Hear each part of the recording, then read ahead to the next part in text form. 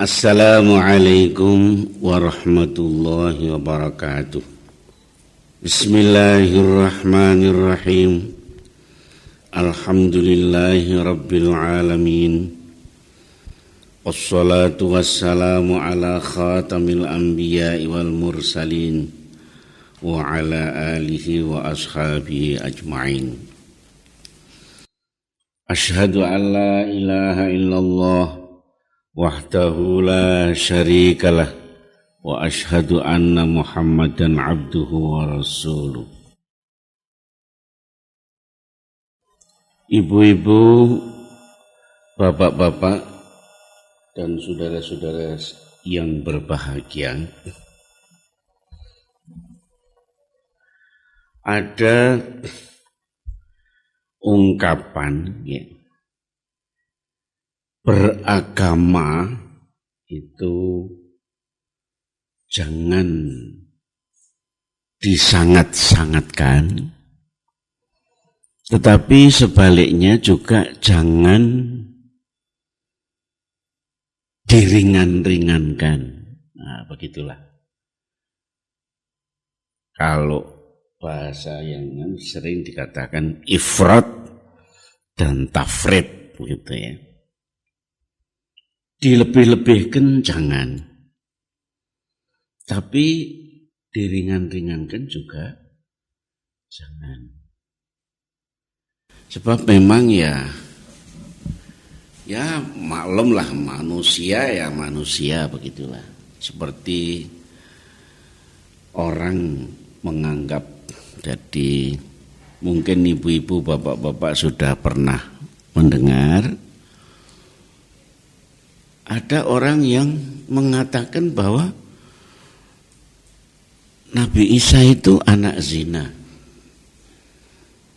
Ya, karena dikatakan tidak mempunyai bapak. Itu yang menghinakan. Tapi sebaliknya juga ada yang, wah, Nabi Isa itu anak Tuhan. Nah ini juga namanya berlebih-lebihan. Lah, Islam, agama Islam memberikan tuntunan kepada kita, hendaklah kita ini bersedang-sedang di dalam beragama. Ya, artinya jangan diberat-beratkan, tetapi juga jangan diabaikan, disepelekke, jangan diringan-ringankan. Seperti umpamanya sembahyang malam. Kalau Rasulullah memang begitulah, Rasulullah itu sampai dikatakan tidak ada malam yang tanpa tahajud, itu tidak ada.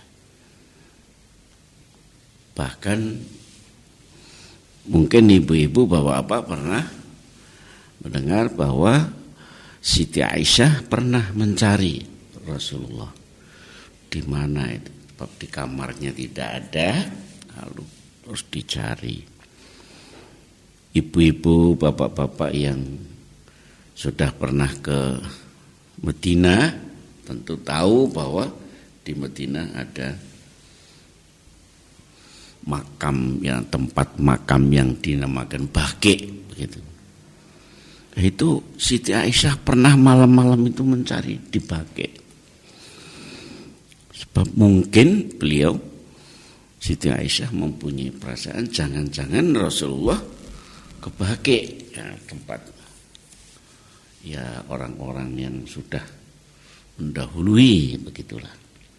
Tapi tidak ada. Lalu dicari. Tiba-tiba beliau melihat di masjid, ya, sebab memang kamar Rasulullah itu dekat masjid, ya. Nah itu rupanya di masjid kok ada barang putih dari jauh. Ada apa itu? Kalau bahasa Jawanya seperti ngelumbruk begitu. Ditekati, tahu-tahu Rasulullah, sampai Siti Aisyah, ya. Astagfirullah. Beliau mohon ampun kepada Allah karena Siti Aisyah ya sebagai wanita dan tahu bahwa Rasulullah itu istrinya tidak cuma Aisyah, jadi ya begitulah. Pergi ke sana, pergi ke sini ke tempatnya, istri yang sana, istri yang situ, menanyakan. Tahu-tahu, begitulah. Rasulullah sedang sujud. Dan sujud itu lama sekali ditunggu itu oleh Siti Aisyah. Sampai diterangkan bahwa Rasulullah sampai ya seperti bengkak-bengkak begitulah kakinya itu karena terlalu lama sujud itu. Setelah selesai, Siti Aisyah lalu bertanya, "Ya Rasulullah, mengapa Rasulullah kok dalam berbakti kepada Allah kok sampai demikian rupa? Kok kelihatan sangat sekali? Padahal Allah sudah berfirman bahwa Allah mengampuni dosa Rasulullah, baik dosa yang sudah maupun dosa yang akan datang. Tetapi mengapa Rasulullah masih mengerjakan salatnya, sujudnya kok sampai demikian rupa?" Rasulullah menjawab, "Ya Aisyah, kalau toh seperti apa yang sudah engkau katakan bahwa Allah telah mengampuni dosaku yang sudah dan yang akan datang, lah apa saya tidak sepantasnya bersyukur kepada Allah? Nah, jadi saya sujud, saya salat, saya sembahyang, ini adalah untuk kesyukuran saya kepada Allah yang telah demikian rupa terhadap kepada saya." Nah ini. Tapi itu Rasulullah. Ya. Jadi kalau dikatakan ya Rasulullah, ya sepantasnya begitu. Tapi kalau ya kita ini kadang-kadang kita sebagai hamba biasa, orang awam, nah ini sampai Rasulullah sendiri juga mengatakan jangan keterlaluan. Walaupun jangan diabaikan itu. Ya, seperti yang pernah tentunya sudah pernah ya, entah saya entah bapak-bapak yang lain pernah menyampaikan, ada 3 orang sahabat yang datang kepada Rasulullah yang ringkasnya mau jadi menyatakan bahwa ya Rasulullah, saya ingin menjadi seorang muslim yang baik. Kata Rasulullah, bagus, ya baik. Jadi bagaimana? Ya, saya akan salat malam terus-terusan. Saya tidak akan tidur. Pokoknya tiap malam saya akan salat malam terus. Ya. Rasulullah belum menanggapi. Lalu kepada yang lainnya ditanya, "Kamu gimana?" Begitu Rasulullah, saya ingin menjadi seorang muslim yang bagus, yang baik, yang betul-betul saya menjadi orang yang berbakti kepada Allah. Iya, baik. Bagaimana? Saya tidak akan kawin selama-lamanya. Sebab ya saya merasa bahwa wanita itu bikin kisruh begitulah, repot. Ya, minta ini, minta itu aja. Saya ingin menjadi orang Islam yang murni, yang betul-betul tunduk dan semata-mata berbakti kepada Allah. Untuk itu, biarlah saya tidak akan kawin dengan wanita selama-lamanya. Ya. Rasulullah juga belum menanggapi. Lalu, kalau kamu bagaimana? Dah saya begini Rasulullah. saya merasa bahwa ibadat kepada Allah yang senantiasa ingat terus kepada Allah, puasa. Puasa. Siang puasa. Ya malam begitulah. Jadi saya akan puasa terus-terusan Nabi. Tidak hanya bulan Ramadan saja, tapi saya terus mau puasa. Sebab puasa itu ya, perut kalau sudah kosong syahwat lalu bisa kurang. Dengan demikian maka saya bisa berbakti kepada Allah dengan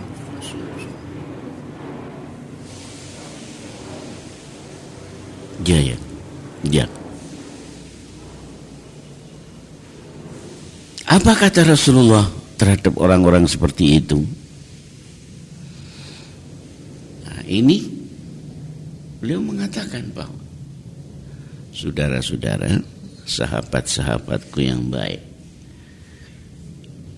dengan tidak ada maksud sombong, dengan tidak ada maksud takabur, saya andai kata takwa saya kepada Allah dibanding dengan takwamu orang bertiga ini, bukan saya takabur, bukan saya sombong, insya Allah saya lebih takwa dari kamu bertiga ini.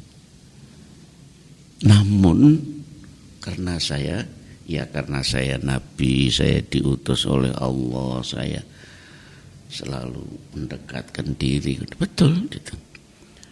Tetapi meskipun begitu, kamu tahu bahwa saya kalau malam tidur, belum jam 9 malam saya sudah tidur. Kalau memang tidak ada pekerjaan, tidak ada tamu, tidak ada, belum jam 9 saya tidur. Tapi nanti jam 1, jam 2 saya bangun. Saya salat terus sampai subuh. Jadi artinya saya tidak lalu tidak tidur, tidak. Dan saya tidak salat terus, tidak. Tapi saya juga artinya juga tidur. Sebab ya tuntunan agama berikanlah haknya sesuatu pada tempatnya. Mata mempunyai hak tidur, ya ditidurkan. Perut mempunyai hak untuk diberi makan, diberi makan. Nah begitu seterusnya, semua itu ada haknya masing-masing. Ini, engkau tahu bahwa saya puasa. Kalau tidak Ramadan, kadang puasa sunat. Ya kadang hari Senin tak puasa, Kamis puasa, tapi yang lain saya tidak. Atau sebulan 3 kali ya, tanggal 13, 14, 15 saya puasa, lainnya tidak. Ini Allah menuntunkan kepada saya begitu. Saya Nabi, saya Rasul, tetapi saya manusia biasa. Coba lihat itu. Coba di dalam itu rumah itu, istri saya ada. Jadi saya juga beristri. Saya tidak lalu supaya saya menjadi orang yang ibadat baik lalu saya tidak berindah, saya juga beristri. Nah ini. Jadi begitulah ibu-ibu, bapak-bapak dan saudara-saudara. Jadi Islam memberikan tuntunan, ya kita beragama jangan berlebih-lebihan, tetapi juga jangan seenaknya saja. Begitu. Sudah waktunya zuhur, ya mari. Sekarang jam 12 kurang 1/4, sudah saat, mari kita wudu. Kita ajak jamaah, anak istri saya, anak istri kita. Atau kita pergi ke masjid, atau pergi ke musala.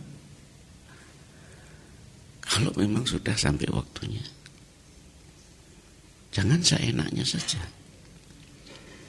Jangan sudah jam 2 masih belum, masih ngobrol sini, ngobrol sana, nonton TV, nonton ini, film kartun apa.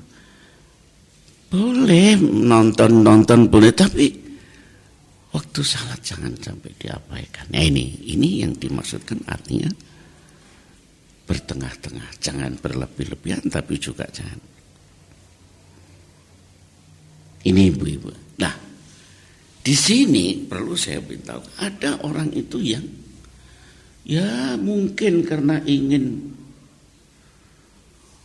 mau mendekat sekali kepada Allah, lalu karena mendekatnya itu lalu mempunyai anggapan bahwa Allah bersemayam kepada diri manusia. Ini Allah ada orang yang mengatakan ya, Al-Quran itu tersimpun di dalam Fatihah. Fatihah tersimpul di dalam Bismillahirrahmanirrahim. Bismillahirrahmanirrahim tersimpul di dalam ba. Ba tersimpul di dalam titik.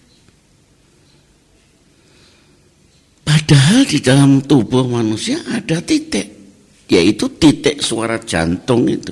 Dek, dek, dek, dek. Jadi Allah itu sudah di tubuh saya. Nah ini cara-cara seperti ini adalah tidak benar. Oleh karena itu Syekh Ibnu Taimiyah mengatakan bahwa kalau ada orang menganggap bahwa Allah bersemayam pada diri manusia, itu boleh sampai-sampai ya Syekh Ibnu Taimiyah mengatakan, wah itu kufur, itu keterlaluan itu. Orang-orang yang beriman kepada Allah dan Rasulnya, baik yang awam maupun yang cerdik cendekiawan, adalah ahlul Quran, yakni orang-orang yang tetap berpegang teguh kepada Al-Quran. Begitulah sebagaimana ditegaskan Rasulullah Sallallahu Alaihi Wasallam, Inna lillahi ahlina minan nas. Qila man hum ya Rasulullah? Qala ahlul Quran hum ahlullahi wa khassatuh. Sesungguhnya Allah mempunyai beberapa ahli dari kalangan manusia ini. Ia ditanya, siapakah mereka itu ya Rasulullah? Nabi menjawab, ahli Quran ialah ahli Allah dan diistimewakannya oleh Allah. Mereka itu mengetahui bahwa Allah adalah pengatur segala sesuatu. Dia adalah pemilik dan penciptanya. Dia jauh berbeda dengan makhluk. Dia tidak berpadu dengan makhluk. Tidak juga bersatu dengan makhluk. Wujud Allah bukan wujudnya makhluk itu sendiri. Oleh karena itu orang Jawa mengatakan, cedak ora singgolan, adoh tanpa wangenan. Nah, ini Allah begitulah. Orang-orang Nasrani dipandang kufur karena beranggapan Allah bersemayam pada diri makhluk, ya, ahlul hulul, dan Allah bersemayam pada diri Al-Masih. Ini kata. Maka bagaimana lagi orang yang beranggapan demikian itu dengan seluruh makhluk? Padahal mereka juga tahu bahwa Allah memerintahkan taat kepadanya dan kepada Rasulnya. Begitu. Sebab ada orang itu mengatakan, Rasulullah ya Rasul ya, ini tidak ada.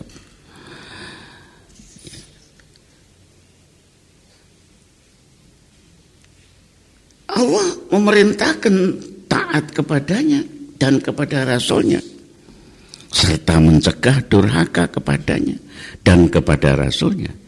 Dia juga tidak suka kepada kerusakan dan tidak rela terhadap kekufuran yang dilakukan oleh hamba-hambanya.